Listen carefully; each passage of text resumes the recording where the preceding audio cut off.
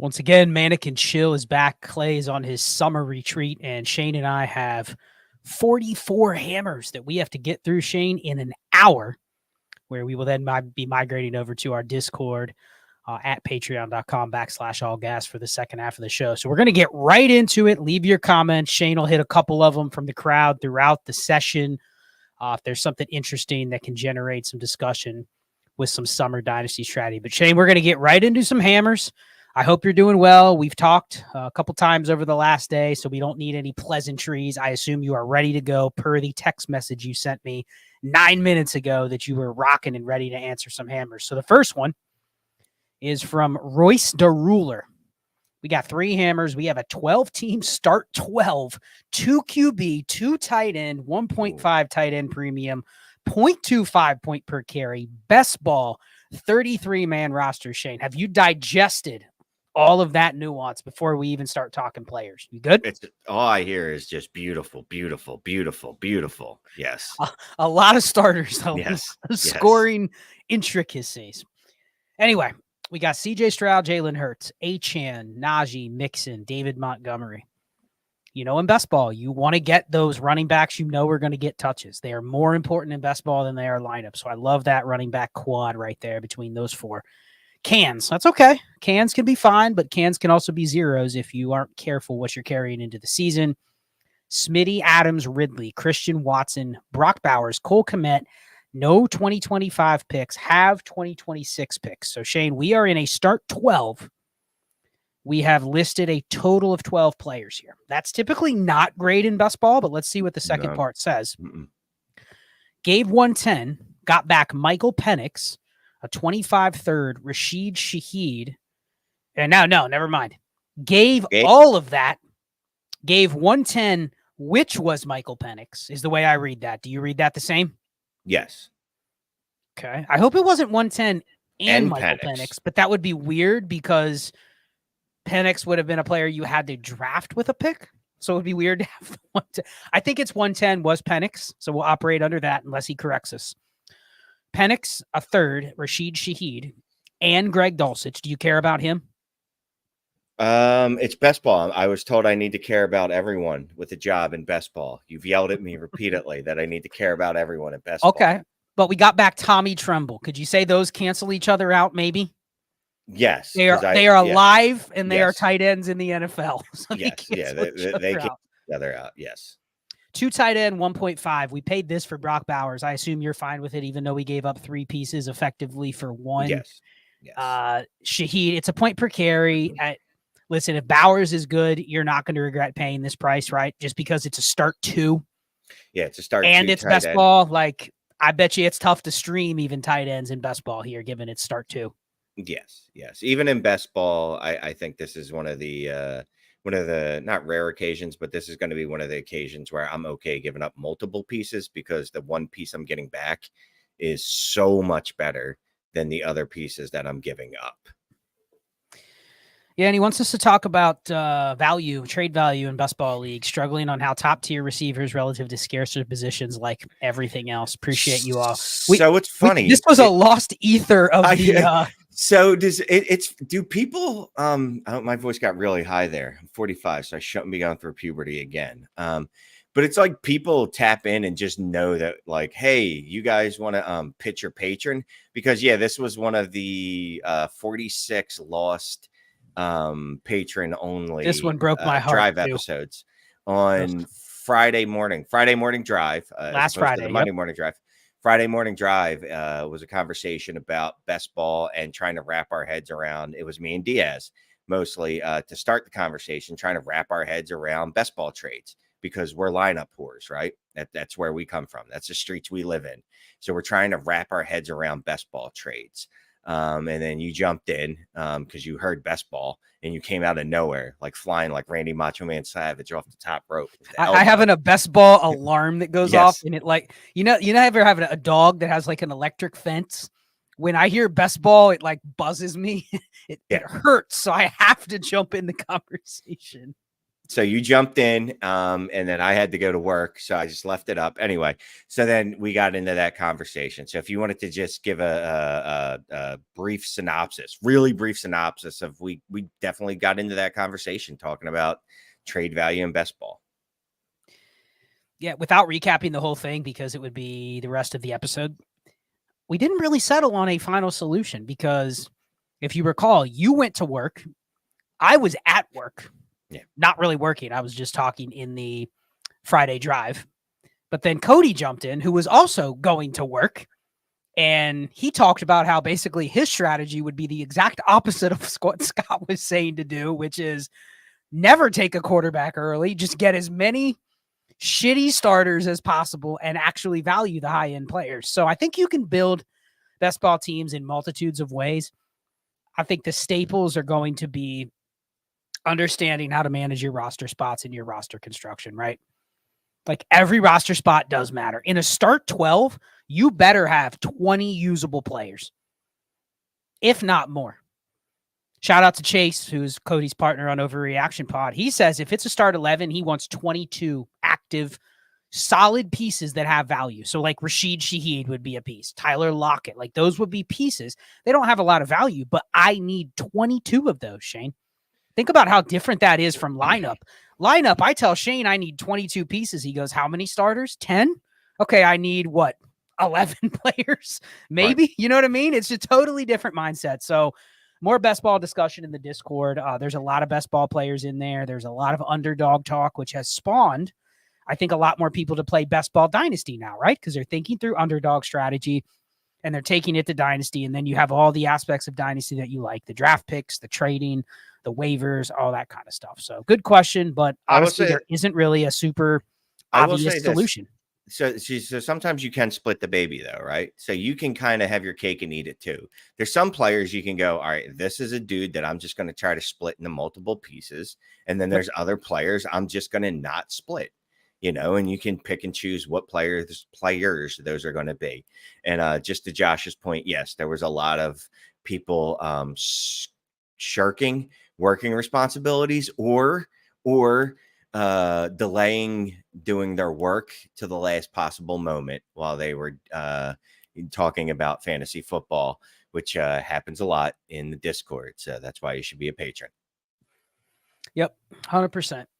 Nothing more to really say on that. It's a good topic. It'll continue the rest of the way. And you can always use like the Destination Devy War Tool. Like even if you don't want to use the War Tool, Shane's done a lot of research on flat scoring, right? Wouldn't it make sense to tier down a player that is in a flat scoring range? Like, I don't know, a Jordan Addison or a Devontae Smith, right? If you can split those into two pieces, if you can split Jordan Addison into Deontay Johnson and Rashid Shaheed, which one would you want in best ball? Lineup, you'd want the one asset because it's a more fungible asset, right? But best ball, you're going like, wait a second. I'm pretty sure the two guys I'm getting could actually outscore the guy I'm giving away, and it gives me another starter. So anyway, next hammer. We got one from Matt. This is a quick one. 12-team start 9, 1 QB, half PPR. Doesn't even list a QB, which is probably fine, given it's 1 QB start 9. But we have CeeDee Lamb, Chris Olave, Brandon Ayuk, Tank Dell, Nico Collins, Jamison Williams, Tyler Lockett, running backs, Kenneth Walker, David Montgomery, Javonte Williams, Jalen Warren, Roshan Johnson, Devin Singletary. We are getting Zamir White. We are getting Josh Downs. We are giving Javonte Williams, giving Tyler Lockett, and giving a third. Win now mode. Also has Anthony Richardson, who he conveniently did not list, which would have been a very nice start to that team. But he has A-Rich. The down stack is appealing, sure. I think Javonte would need a really big year to get a new deal as the clear number one. Denver's staff didn't draft him, brought in competition. So, in short, Shane, we have these receivers. It is a start 9. We are getting Zamir White, which I don't hate getting another running back that I can use. I'm giving Javonte Williams. Let's start there. Do you care about the difference between Javonte Williams and Zamir White? No, I honestly think the difference is a plus on the Zamir White side. I think Zamir White is the more better running back. Sure. for what it's worth. But effectively, they fill what? The similar type of role on your team? Your They're RB2, basically the same RB3. Yes. They are anonymous, ambiguous running back dude that I just go, okay, you could start 1 week for me running back that in guy. 2025, you expect to be replacement fodder, right? Most likely, yes. He will be replaced by new ambiguous, ambidextrous running back dude. Fair. Okay. So we can wash those. Yeah. And if you got a different opinion, that's fine. But for purposes of how we're going to break it down, we don't even care about the running backs here. No. In a start 9, they're just adding to your stable. We're getting Josh Downs for Tyler Lockett in a third. Tyler Lockett is our what? Wide receiver 7 here? Right. I gotta be honest with you. If you're starting Josh Downs in a start 9, like if that's the tipping point of this, I like to talk about this a lot. That means there's been a new pandemic and it was worse than COVID because it's killed every wide receiver there. Like it's more the efficacy. No, the badness, the kill rate is higher than COVID because it's killed CD, Olave, Ayuk, Tank, Nico, JMO, 6. Yeah, it would have had to kill every one of those dudes because you're now starting Josh Downs. Okay, but no. Let's say there was a world where you could sell JMO, which you would advocate to do because he's your wide receiver 6 and you don't think he's particularly good. He's a guy you could perfectly sell for. Could you get a 26 first and just bank the first? Sure, maybe. I don't know. Okay. But if you had to play a receiver, wouldn't you rather have a stack in a start 9 with your quarterback? Yes. Okay. And we're giving away, to be fair, we're also giving away an old receiver that has 0 value or 0 utility to us. So I'm okay with the deal. It's about as minute of a deal as possible. I don't think it ultimately matters. Josh Downs is basically like, what's that matter? But what is that? I got you. But he's like, what's that matter that scientists tell you exists, but no one's ever actually seen evidence of, or they can't prove actually exists? Is that black matter, antimatter, whatever the matter is that they assure us exists? That's Josh Downs in this. Like, I assure you, he could be useful, but there's no evidence to me that he would ever actually be useful. It's a win to get rid of Lockett. Sure. In theory, yes, Josh Downs could be useful to you. I just listed 6 receivers that I would not start him over on my own roster unless there's an actual bubonic plague. But sure, it doesn't matter to me. I prefer Zamir White over Javonte anyway. So I'd still like that side. We spent a lot of time on this. I want to move on. Yes, it's just a trash can virus. Dark matter. Thank you, JN. It's dark matter. Josh Downs is dark matter. Fair. One hammer from Groove. Well, we're shrinking starters here. We went from a 12-9 to a 12-8. Whew. 1 QB. We have Brock Purdy and Jaden Daniels at quarterback, Travis Etienne, Josh Jacobs, Jonathan Brooks at running back. Justin Jefferson, Marvin Harrison, Garrett Wilson, Ladd McConkey, Brock Bowers, George Kittle, all our future picks. So this is a start 8. With that roster, are you giving up your 25 first in a 1 QB start 8 to get Nico Collins? Justin Jefferson. Is he in a position to deal his first? That is the simple question of, is this time to move my pick in a 1 QB start 8? Dude, in a start 8, I should have not even hammered. I should have like 4 like Monstars. Do you see 4 Monstars on this team? I see. No, but are you confident enough in giving up your first, even if this is the 7th or 8th worst team in the league? So let's call this the 5th best team. No, it's one quarterback. Still the 108. It's a 1 QB, man. Start it's a 1 QB. I mean, honestly, unless it's a 1 this QB. is the 101 or 102 or 103, I don't care. Probably not giving up much. I You're getting a guy you can start over Ladd McConkey. Yeah, I don't. He's in your lineup. I'm doing this deal. No question. Not to say I don't care to belittle it, but like, look at this class. This is a really good class. We like this class, right? After like 104 in 1 quarterback leagues, I was kind of like, meh. So yeah, I'll do it. Oftentimes what you're giving up there is the opportunity cost of getting something different for your first. You're giving up the flexibility, but from what pick you're giving up for what asset you're getting, it's a no-brainer deal to do. So good question. Thank you. 5 from Evie Diz. We're going to give this one a little time because we know Evie Diz, 5 hammers, 10/11, super flex, 1.75 tight end premium. This is either a pay to brag or just the run-of-the-mill pay to pay. Interesting. Defending champ, no big deal. That first part of the brag right there.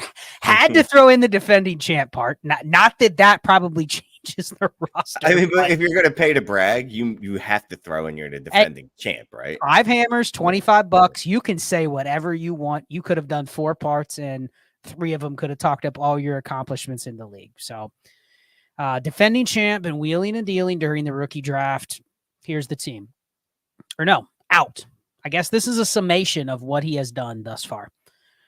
Out. Justin Herbert, Jordan Addison, Aaron Jones, 108, which was J.J. McCarthy, 202, which was Keon Coleman. Okay, so this is going to be a big trade, Shane. Be tracking these pieces in your head. We got back Jaden Daniels. We got back Malik Neighbors.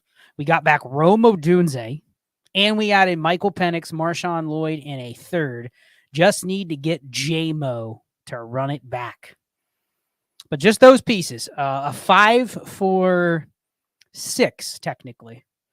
What do we think about that? I think you did pretty well. I think Daniels in a 10-teamer is equivalent, if not preferred, to Herbert. You got Neighbors for Aaron Jones and the 108.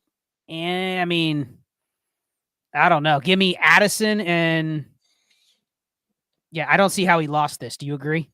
Yeah, it's Neighbors and Odunze for Addison, and then Aaron. It's like Penix and Lloyd were throw-ins, you know? Yeah, I mean Penix. Yeah, and it's a 10-teamer. I don't care much about J.J. McCarthy or even Keon Coleman that much. No, I like this. You did good. I mean, he knows what he did. He paid to brag. I'm just trying to figure out the math. So we'll say Daniels over Herbert, right? So let's say Addison, Aaron Jones, and McCarthy for Neighbors, Odunze, and Penix.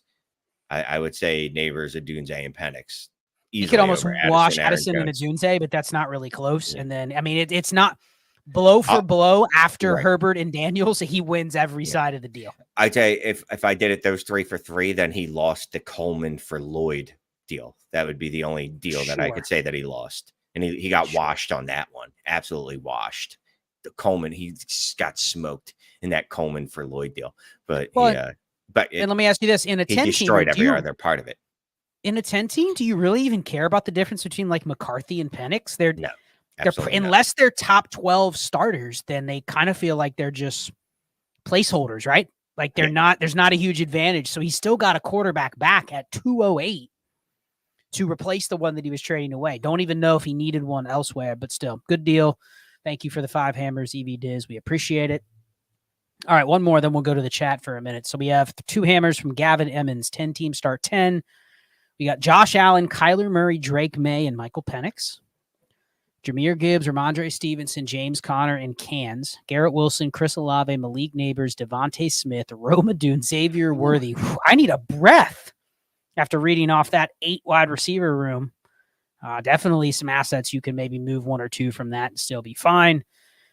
Then he lists cans. I can't imagine what the cans look like here, Shane, after those 8 receivers. I don't know why you would even roster any other receivers, but that's neither here nor there. Yeah. Hits 3 firsts.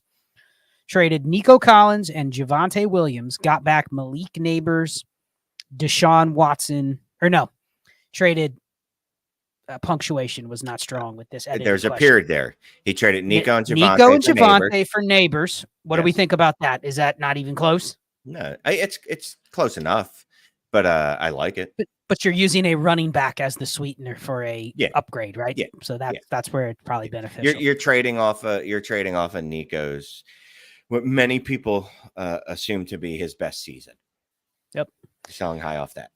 We already have Josh Allen, Kyler Murray, Drake May, and Michael Penix. We sold Deshaun Watson and a 209 for a 25 first. You fine with that? Very good. Very good. Yep. Been near impossible to get hammers at running back and wide receiver. Should I be willing to pay the King's ransom for hammers, or is this team good enough to win? There is the team. He says number 1 overall in dynasty value on Dynasty Daddy, number 2 in starter value. And I actually want to bring up Dynasty Daddy here real quick after this. But back to this. Is this team good enough to win? Or would you be taking those 3 firsts and trying to get 1 hammer? Or is this team good enough to kind of just sit back and maybe wait to see how the season starts? Yeah, so here's the thing, right? So if Garrett Wilson and Chris Olave take a step forward from, in Olave's case, a wide receiver 2 to a wide receiver 1, in Garrett Wilson's case, from a wide receiver 3 to a wide receiver 2, this team looks a lot better than it does on paper, right? If Neighbor steps in and he's a wide receiver 2, well, then this team looks really, really good.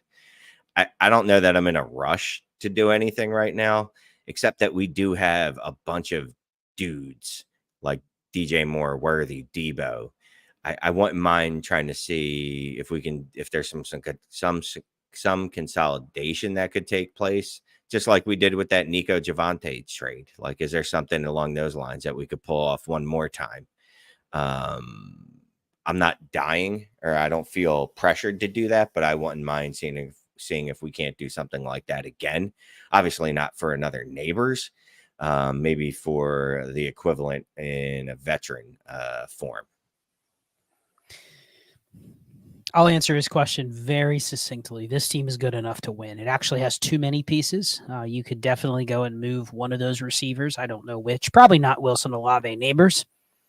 Probably not going to get what you want for a Dunze given he just got drafted. But any of Devontae Smith, Debo Samuel, DJ Moore, one of those three, I think all are very good players. But they all fall into that higher end of that wide receiver saturation that I've been talking about, right? Especially DJ Moore and Devontae Smith. Like, they're kind of viewed as very good. They're kind of viewed as like they are what they are. They are wide receiver 2s. They have the potential of being fringe wide receiver 1s, but probably not top 10 consistently, especially now with the other receivers on the Bears. What I would do, Shane, is this team taking the field, man, Kyler, Allen, Gibbs. I don't give a shit who you start between Stevenson and James Conner. One of them will be fine. And then you just start your other receivers and Kyle Pitts. I'm actually selling a receiver. I would bank another first, unless it's just obvious that Marvin Harrison is available, or Lamb or Amon-Ra or Chase or Jefferson are available. There's not really much else to upgrade to here. I'd actually sell a guy like DJM or Devontae Smith or Debo Samuel if I could get another first and just hold it, right? Now I have 4 firsts. I have 4 of the top 10 firsts next year because it's a 10-teamer. You know what I can do later on in the year? Maybe it's not by Jamar Chase or CeeDee Lamb, but what if, I don't know, Saquon Barkley becomes available, Christian McCaffrey, you know what I mean? Like somebody that somebody wants to sell and goes, I'm willing to sell this guy for a first and a second. And you buy him without really needing something right now. So that's what I'm doing. I'm not spending my cash today. I have a good enough team to take the field, as he said, number 1 overall in Dynasty Daddy value. So I'm holding, unless it's a clear upgrade, like Shane said. And I wanted to give a shout out to Dynasty Daddy. He added a new feature. I don't know if you checked it out, Shane. I did, and I actually DM'd Jeremy because I'm feeble-minded, just so he could explain it to me. But yes, I did. Yeah, and it's nothing major, but it's a feature where you go to the power rankings, you look at the breakdown, and you will see how many of each position is rostered in your league. Simple, but something that you kind of wonder when someone asks us a question. If I said, Shane, any running back on a 53 is a viable strategy, but then I look at your league and there's 120 running backs rostered, you're probably not going to be able to pick up any running backs on waivers. So, like, those numbers can matter. It can give you like the general average of how many at each position are rostered, and then you compare that to what your optimal roster construction is. You might be able to glean some macro strategy in terms of what roster construction will actually work in your league versus what you might think the optimal is. Got anything from the comments or from the chat you want to throw up there? We've gone almost 25 minutes straight of hammers. Let's take a break. You got anything you want to share? So here's Ethan. Ethan checked in at 4:05 p.m. He wants to know if he's contending. Should he start moving in one way now? He has Hurts, Caleb, Dwatts, Marvin Harrison Jr., Neighbors, Rome, Higgins, Cup, Reed, Hollywood, Keon, Worthy, Javante, Warren Zevon, Zamir, Laporta, Fergie's, 2 picks in each round of 25 and 26. But you know what Ethan didn't tell us? No, Ethan's been here for years, Shane. But he didn't even give us the format. I assume it's a super flex, obviously, because he listed that many QBs. But yeah, man, like, Ethan, you are contending. You have a lot of assets, which means you are contending. Whether it fits perfectly or not, you are contending. But yeah, you got to give us all the specs before we can say for sure like what we would do with this. You got a lot of stuff. He listed 15 plus assets on here. I think he's good to go. Very good quarterbacks. Obviously, you've got 2 excellent Well, you've got an excellent young wide receiver room. Will you contend this year? I don't know, but you definitely have pieces to move around depending on how many starters this is.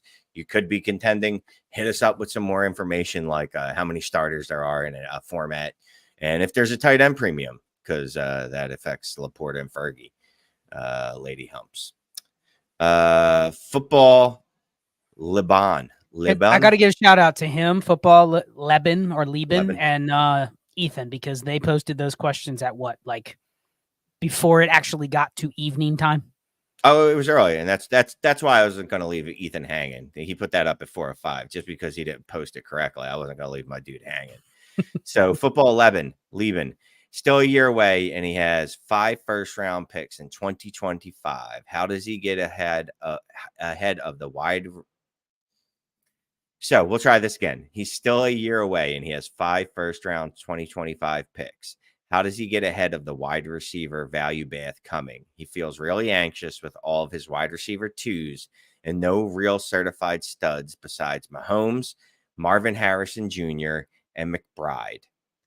He's tried moving excess tight ends and up-tiering from Addison, Reed, etc. to Puka with no success so far.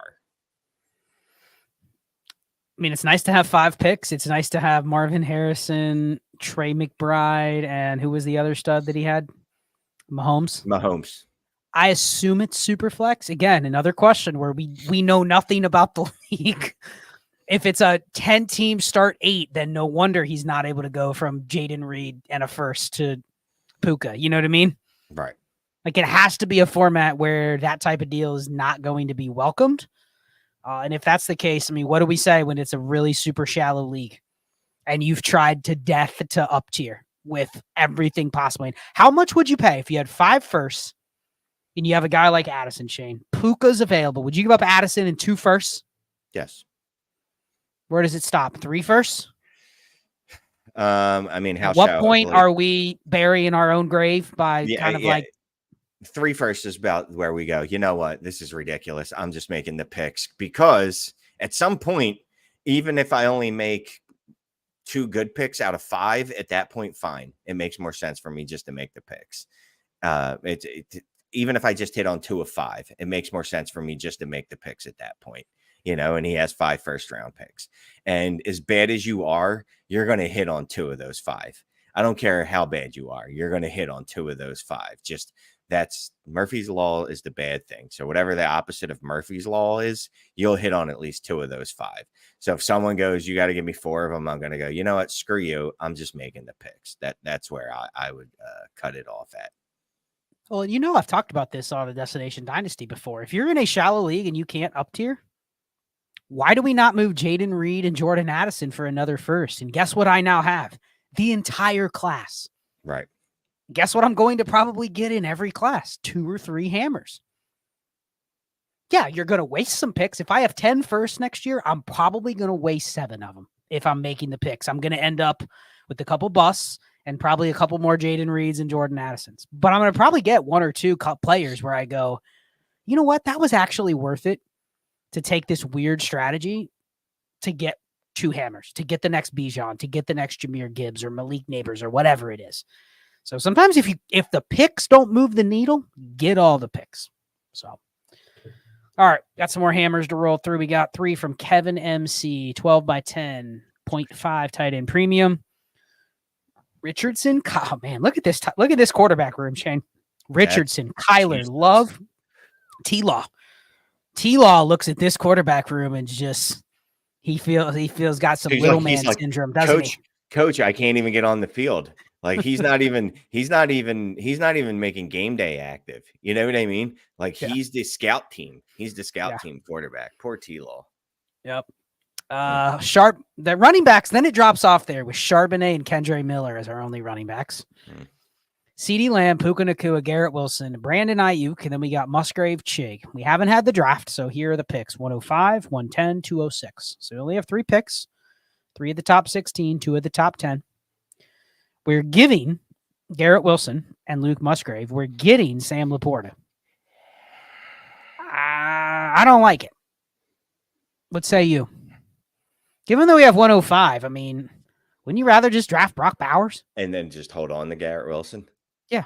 Yeah, I mean, if you're I gonna, mean, what would you rather have? Brock Bowers and Garrett Wilson, yes, or Sam Laporta and Roma Dunze? ooh, well, I mean, that's actually, effectively what it is, right? You're mm, trading away 105 to get probably, you're re-rolling Garrett Wilson in yeah, effect. you're instead 105 just becomes a Dunze basically. And Yeah, then you're getting the well, upgrade but from here's the Bowers to problem. Laporta. But here's the problem with that is, what if Roma Dunze's not even there, right? So you're playing the lottery there too, because what if, for whatever reason, Roma Dunze goes off the board 104? Judging by this guy's league, they'll probably stick his ass with another quarterback. That's what I'm saying. Here, So then, you can have Jaden Daniels. so It makes T-Law feel even worse. right at 105, he's like, guess what? I got Drake May. So now he has 5 quarterbacks. No, it would be Jaden. They leave him Jaden.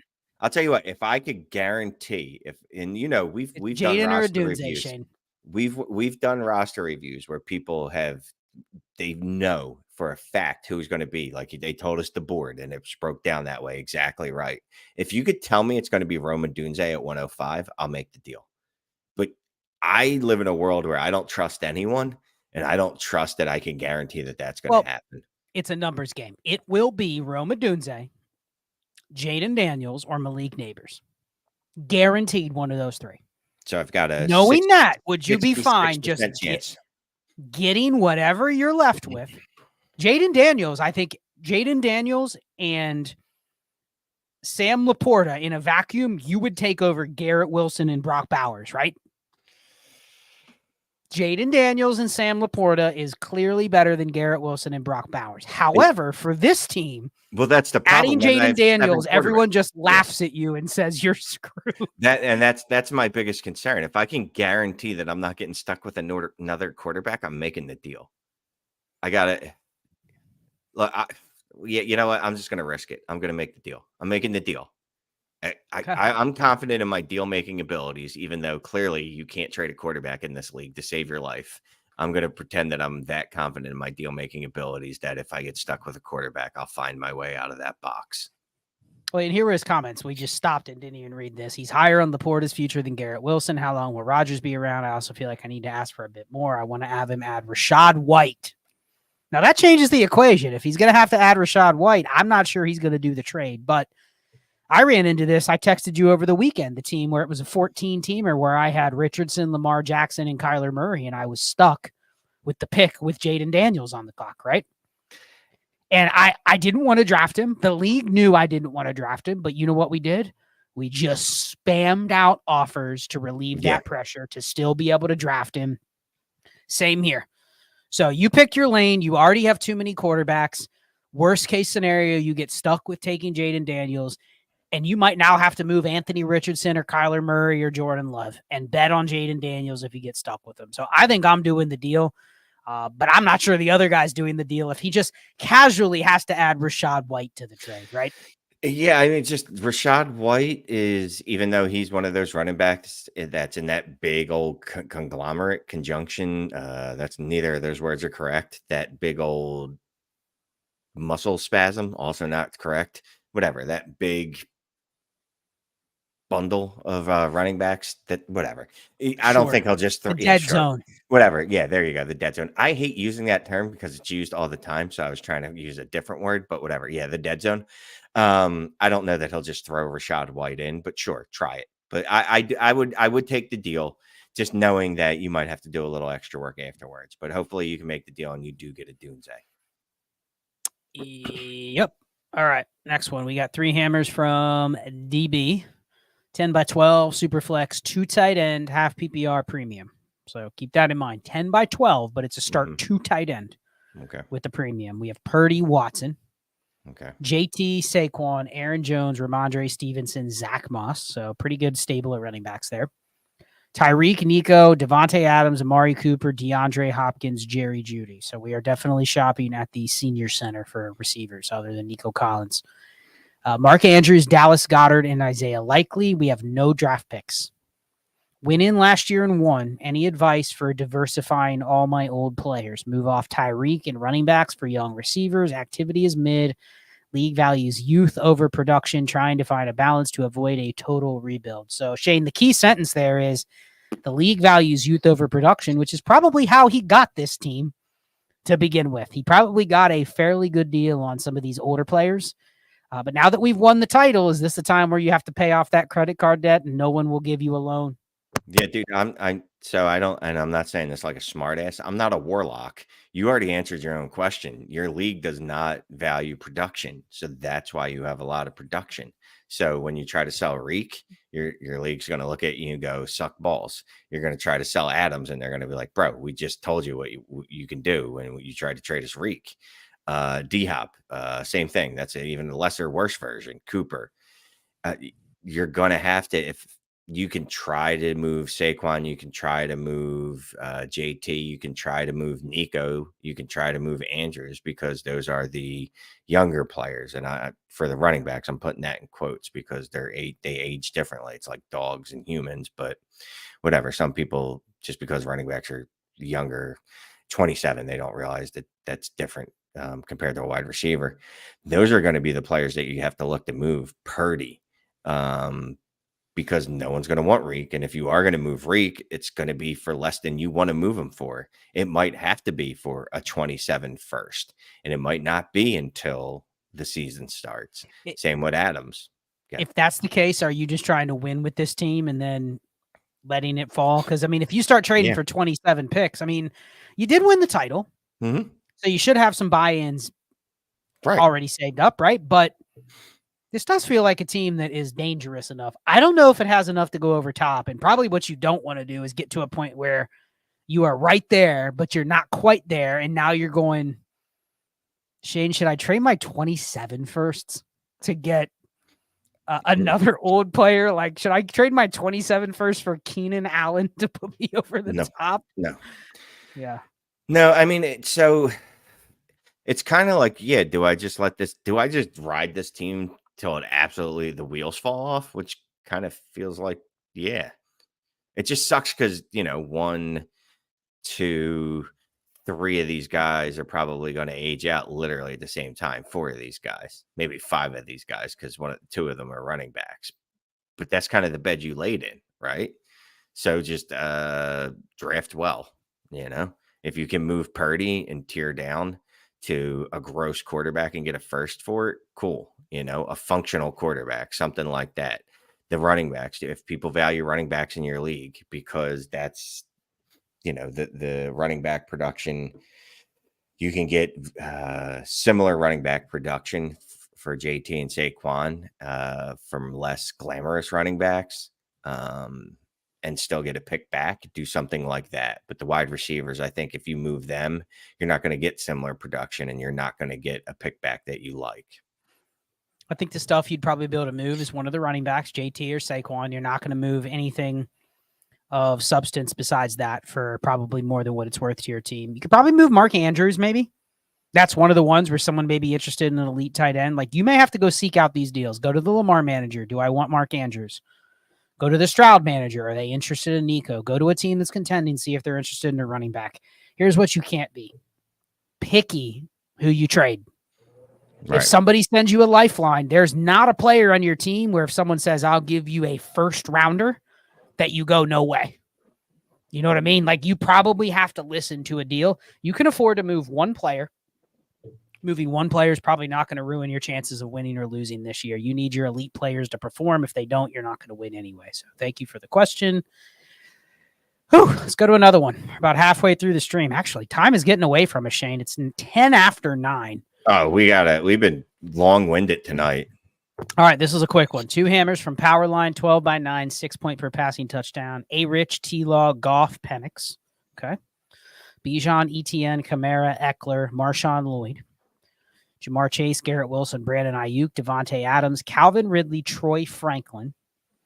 We have McBride and Bowers, 4 firsts. One is the probable 101, another top 4, 2 seconds.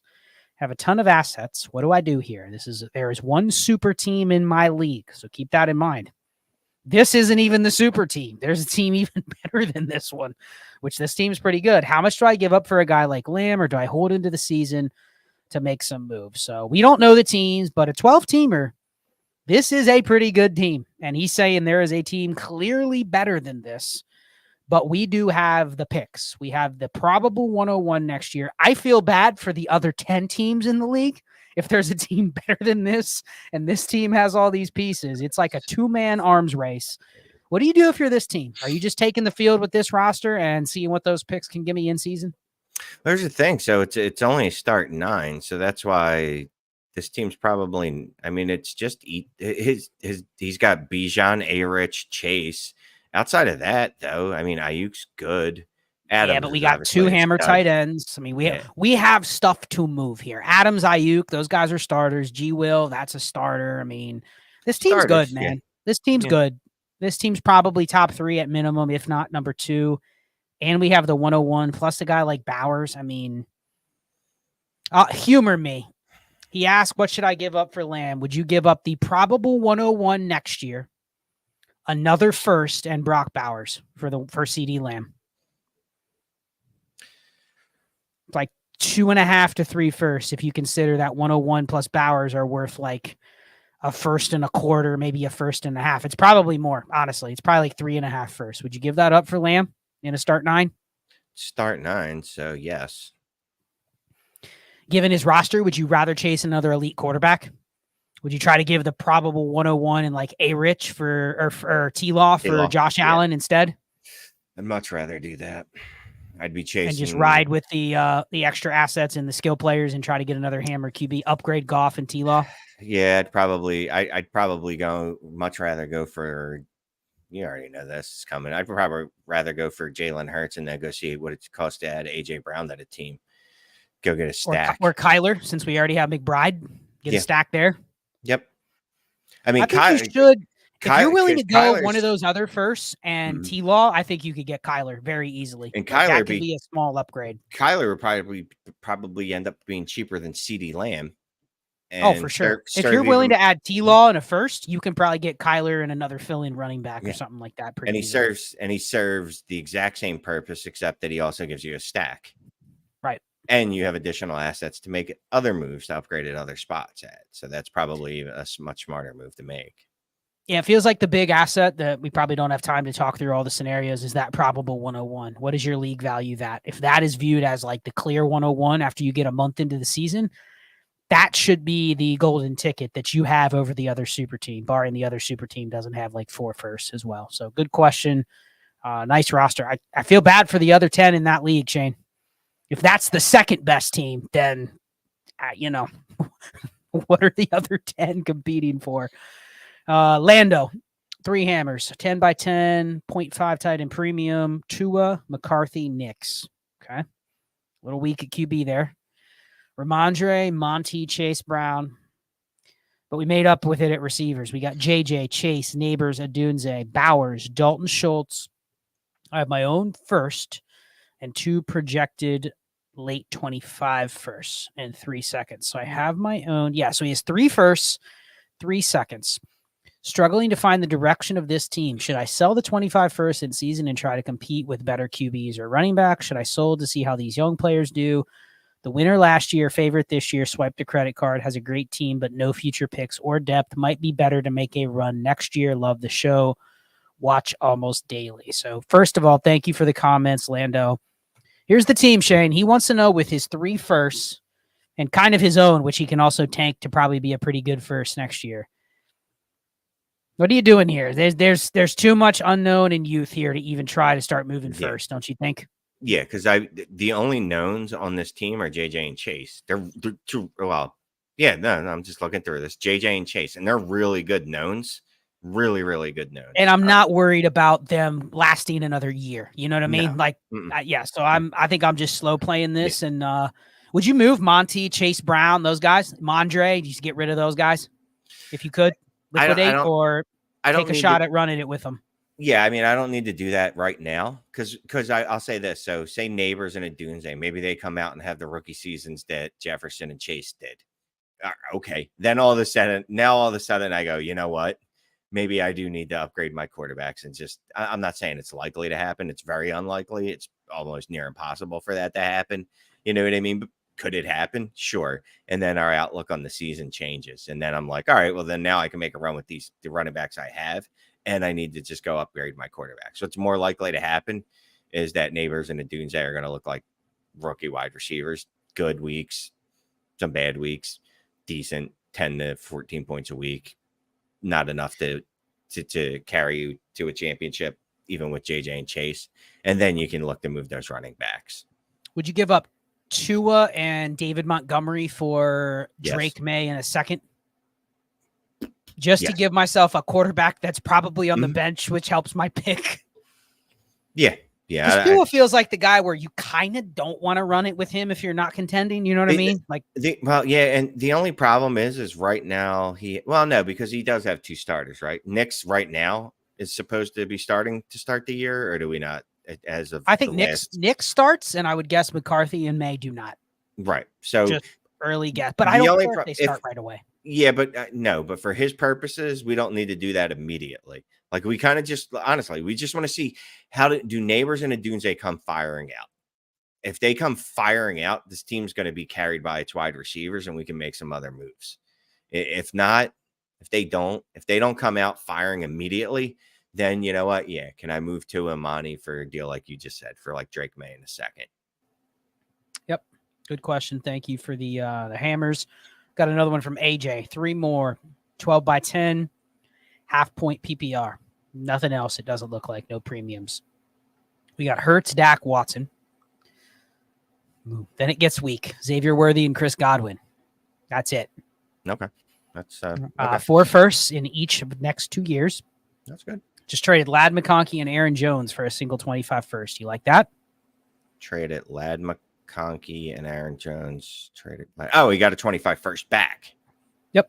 Yes, I love it. It's smart to lock in the first now. Yes. Smart to lock it in now, debating going the other direction, trying to use draft capital to buy a lineup. Hard to buy wide receivers. League economy seems to me fitting of a full PPR league. So it's 3 hammers, really, just to say, Shane, do you approve of this trade? And I think you do, given the state of his roster and given that you traded away 2 usable players, but probably also players that neither on their own are worth a first. Maybe Ladd is if you had somebody that really, really wanted that pick at where he went.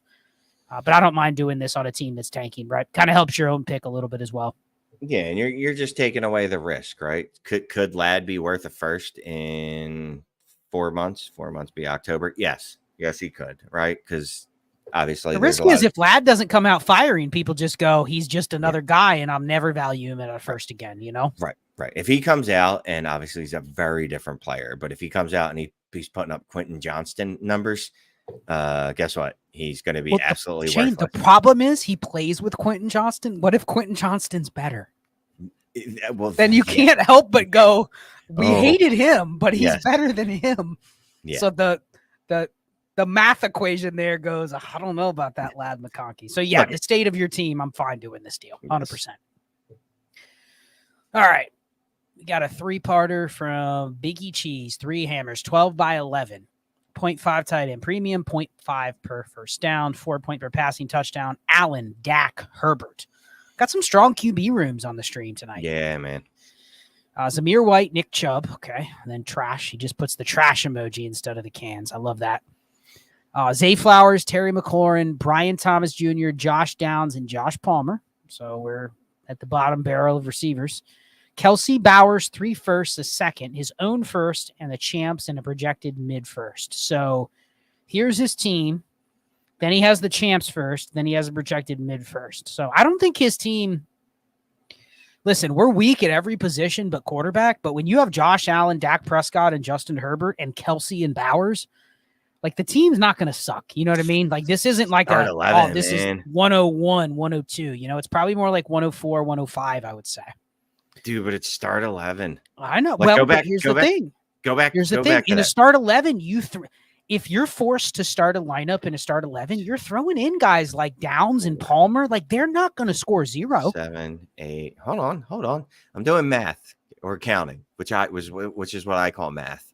1, 2, 3, 4, 5. He's got 10 players. 7, 8. Don't throw me off. 9, 10.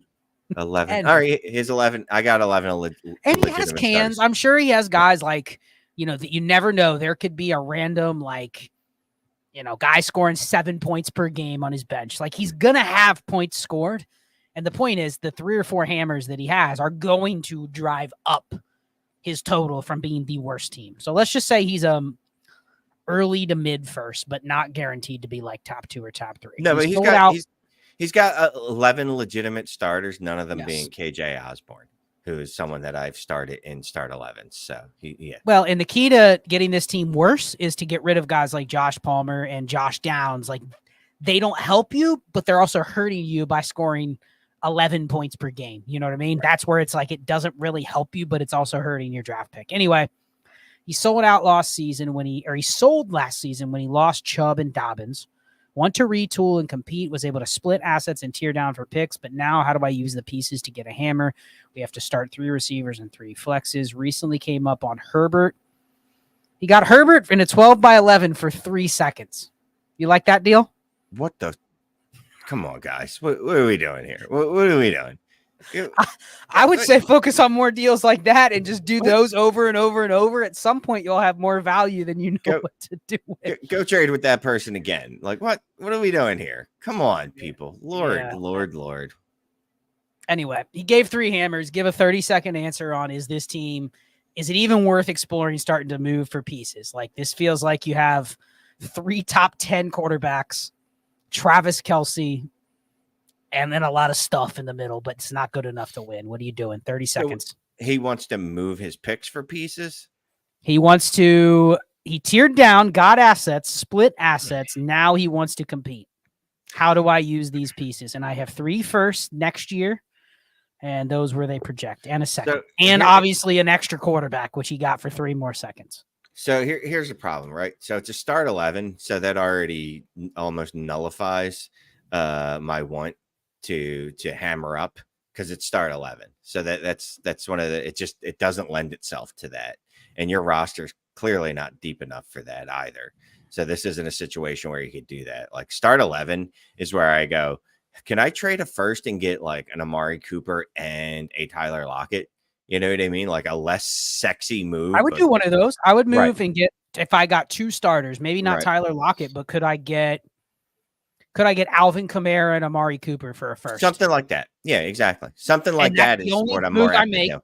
And then I just take my chances with what I have. And if I can't win with what I have, I still have 2 firsts next year. I like that deal. Exactly. I like that idea. And specifically, I'd probably be looking to move the champs one, not yours, because it's volatile, and probably not the projected first, because it could go either way.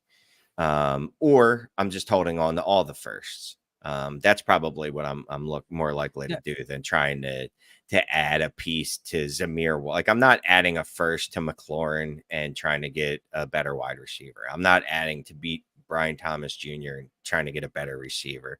Obviously not the Palmer. No, I'm not doing any of those things. So no, I'm not going to add to any of these guys and trying to hammer up here. Yeah, that is a very good idea. That's the type of deal I want to do. It's got to be a 2-for-1 where I move 1 first. I still save 2 of the others, and I get enough where I can squint and say my lineup is good enough to give me a fighting chance this year. So thank you for the question, Biggie Cheese. Appreciate it. We're going to do one more, then we'll hit a couple comments from the chat, and then we will be heading over to the Discord for a 9:35 start to continue the show there. 3 from Travis G. 12 by 8, 1 QB. Purdy, T-Law, Watson, Bijan, JJ, Chase. Man. Shane, so it's a start 8. We already have Bijan, JJ, Chase, and CD Lamb. How do I guess this is going to be one where he asks how to upgrade? Have every player you want to upgrade to. He also has Olave, Waddle, Pitts, the 104. Shane, who should he draft? Has no RB2. Could upgrade with pieces on my team. Jonathan Brooks, 2 of 2, keep 10. So he's keeping 10 players. It doesn't really matter because he listed less than 10 players. Finished 4th last year and want to keep winning. So I'm not going to overthink this, Shane. It's a 12 by 8, and that is his receiver room and his tight end room. I guess my 2 considerations here would be Jonathan Brooks or Jaden Daniels. Those are the 2 pieces that could actually upgrade my lineup. Full stop. Do you agree? I don't want to use the 104 on Jaden Daniels, but like you're not upgrading at receiver. I don't care if you get Roma Dunze. There's no point. You already have 5 receivers as good or better than him already. So yeah, I don't. You have Yeah, Pitts exactly. and you have Bijan and you have 3 quarterbacks, but none of them are probably top 10. So it's either Daniels or Brooks. I'm probably taking Brooks, aren't you? One QB. You can try to shop the 104, but I'm assuming no one's going to give you Saquon Barkley, JT, etc. Like, what would be your line? Would you do Travis Etienne? Yeah. Ken Walker? Or Brooks? I mean, if you're trying to win right now, you probably don't want to risk it on Brooks. You'd pay a little tax, right? Yeah. Ken Walker. I'm trying to. You keep naming names. I'm thinking where my line is. Ken Walker. I think. What about a kind of a crustier veteran like a Josh Jacobs? I think we've hit my line at Ken Walker. Pacheco, Derrick Henry, no, James Cook, none of those. No. Okay. Yeah, Kenneth Walker. Travis, you're doing something right because you've ended up getting Bijan, JJ, Chase, and CeeDee Lamb on a start 8 team. So, I mean, your league, even if you don't win the title every year, nobody ever can be in better shape than you probably are for the next 5 years. So thank you for the hammer. All right, Shane, we're out of hammers. Well, we're not out of them, but let me see if we can do one more just to get this one knocked out. Here's one from Ethan. It's a 1, so we'll keep this one short. 12 by 10, 0.5 tight end premium, 6 point per passing touchdown. We have Purdy, May, Danny Dimes, backups. Bijan, Mostert, cans. Chase, Tyreek, Keenan Allen, Josh Downs, Cortland Sutton, Jacoby Myers, Freiermuth, Tucker Kraft, future picks, plus an extra 25 first and 25 second. Just finished the startup. So that's the startup team in a 12 by 10. Picking backup QBs and running backs the rest of the way. Future direction of the team. Good enough to contend. Any useful advice? Thank you. Activity is mid. Is this team good enough to contend, Shane? I'd lean no. Quarterbacks are weak. Receivers drop off quick. Tight ends are average at best, probably on the weaker end. I don't think this is good enough. I always struggle when you do a startup and you kind of don't give yourself a chance to win. But we also picked guys like Cortland Sutton, Jacoby Myers. You know what I mean? Wouldn't you have rather just hoarded picks instead? You didn't. It feels like you didn't pick a direction. Yeah. Well, you got the extra first. You did. But then we kind of we tried to backdoor contend by getting probably deals on those receivers that are just they're mercenaries. You know what I mean? They have zero value. They probably don't have any trade value. Good enough to contend, yes or no? Any advice for this roster? 30 seconds. I don't think so. I think in season we're probably trying to move Tyreek. I probably I'll hold on to Bijan. Obviously, you're going to be looking to move Sutton, Myers. You're stuck with Freiermuth and Kraft. They're not going to be able to get you anything. Mostert, if he has a week. Yeah, that's it, really. We have how many firsts? How many 25 firsts? We got just an extra first and a second, so we didn't load up on futures. Okay. Don't get cute and don't move those picks if you have a hot streak because it's fake. And do not be shy moving guys like Danny Dimes just to get out, or Jacoby Myers or Cortland Sutton. You know, there's going to be a very small window probably where you can get not a profit, something. Take advantage of this. When you can get something for Raheem Mostert, take it. Right. Like that team can be salvaged if you go into next year with your core 4 or 5 players and all your picks, and you got a little bit of value for those picks you probably shouldn't have taken in the startup. So thank you for the question. Shane, we got 2 minutes. Anything else you wanted to hit from the chat? I had one that I starred. You do. Dynasty get the one you started. The result of me spamming. So yeah, I had Kyler Murray, Lamar Jackson, Anthony Richardson in a 14-teamer and had the pick to draft Jaden Daniels. We were stuck. We've been trying all offseason to get a non-quarterback for either one of those quarterbacks or the draft pick that became Daniels. So we had to add a second, but we traded Anthony Richardson for Jamar Chase, and then we picked Jaden Daniels. Probably would draft Anthony Richardson over Jamar Chase in a startup if it was a 14-teamer, right? He'd probably go before every skill player. But in that case, like, we had to probably take 90% of the value because it was somebody willing to give us one of those receivers. And we spam for Jefferson, Lamb, Chase, and even Amon-Ra. Like, we spammed for what we wanted and ended up getting the deal done. So that's sometimes you have to settle. I would have rather preferred to trade Kyler or Lamar Jackson or Jaden Daniels, but guess what? We had to give somebody else the choice to get the deal done. So that's the result sometimes when you have a strength and you're just trying to trade.